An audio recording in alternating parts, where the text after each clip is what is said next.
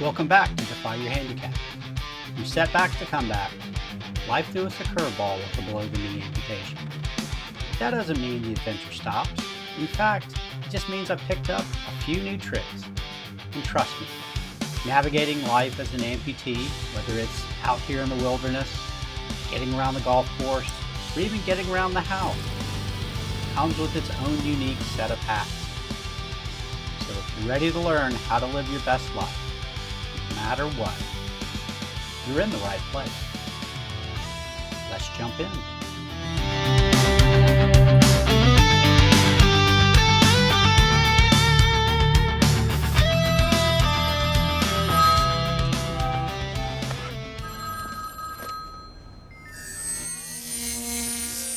Today I want to cover something that for me was crucial getting back into tournament golf.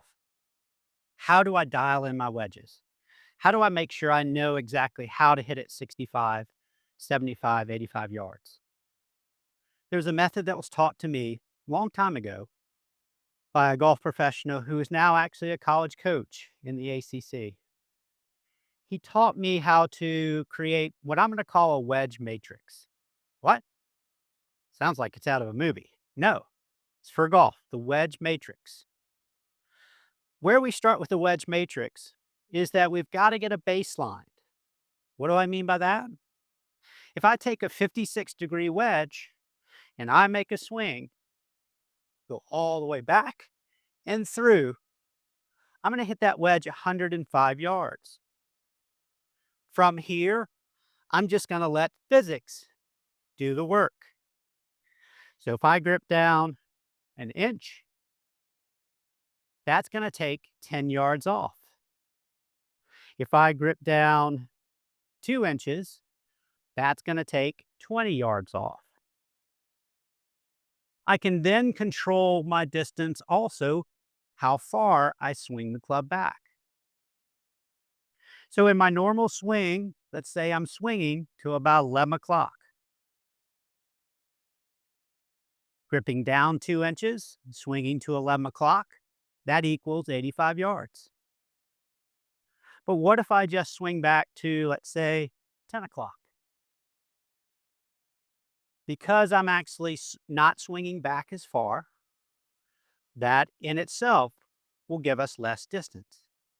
But the key throughout this whole time is going to be that we're always accelerating through and finishing on the left side. So if I want to hit that shot, let's say 85 yards, then I am going to grip down and I might make a swing just back to 9 o'clock. See, my arms are about 9 o'clock.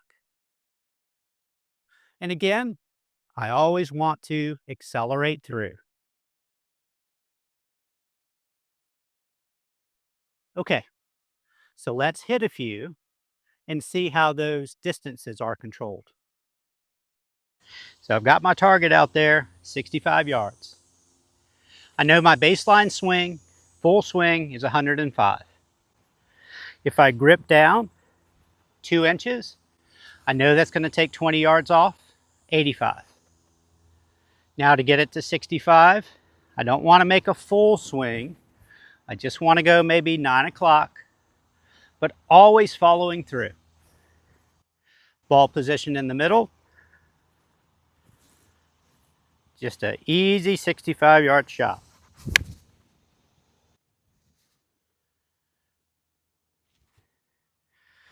All right, a little off to the right. Let's try a couple more.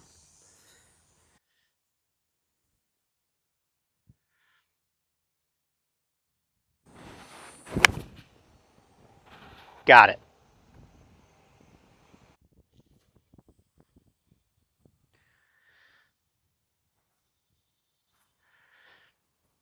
Got a little wind. Got to play the wind.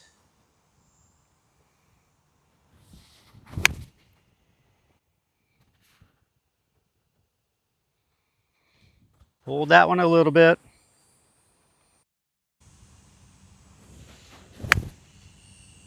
Might be a little long. I think a long backswing. Not too bad. So again, this was key for me to get back playing tournament golf. But what I'm teaching you right now is just some basics. If you're just starting out, if you've had an amputation and you want to start to try to hit a few balls, these short swings are all you need. All you want to do is try to feel yourself stay balanced, make that short swing, and just work on making good contact. Let's go inside and let's see how you can build your own wedge matrix.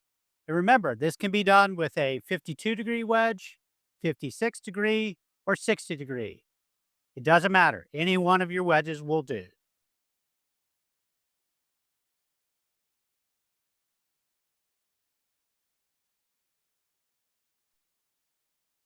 Okay, let's create our own wedge matrix.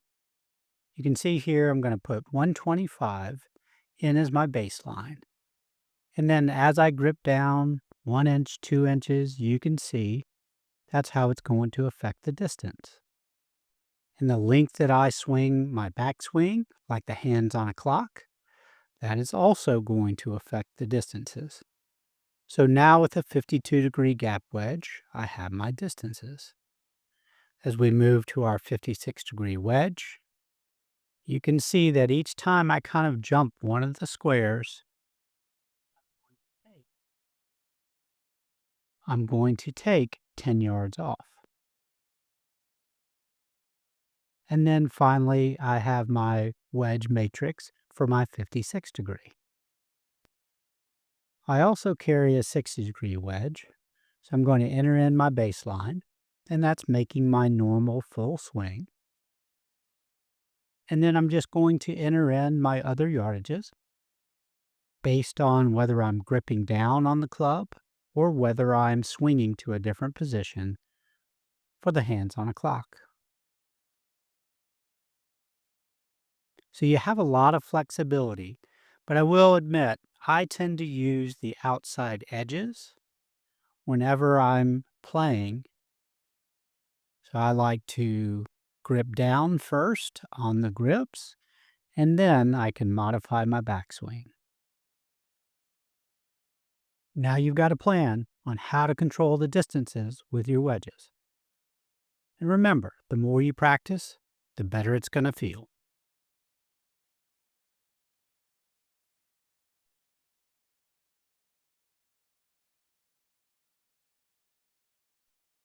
Okay, it's time for an update. Not quite the update that I wanted to be giving you, but in the beginning, I promised that we'd share both the good and the bad. Goal number 5 was to qualify for the U.S. Senior Amateur. Now, roughly a week before the qualifying, basically from the heat, from possibly overusing my leg a little bit, I got blistering on my residual limb. And some of those blisters started to bleed. Once that happens, you have to shut it down immediately. You have to rest it and you have to heal up those blisters. I could have gone to the qualifying, but in the order of things, even though my goal number 4 was to play in the USGA National Adaptive and goal number 5 was the Senior Amateur qualifier, those events actually took place in reverse. The Senior Amateur took place before the USGA National Adaptive. So I had to make the decision to withdraw. I couldn't risk damaging my residual limb any further. And it was a good decision. I was able to get the blisters healed up, and I was able to go up and play in the USGA National Adaptive. These are just the things that I have to deal with now. But I'm learning. I'm learning how to take care of my leg and also how to try to push myself to the point where I don't get injured. So thanks for watching. If you like this video, hit the subscribe button in the lower right-hand corner.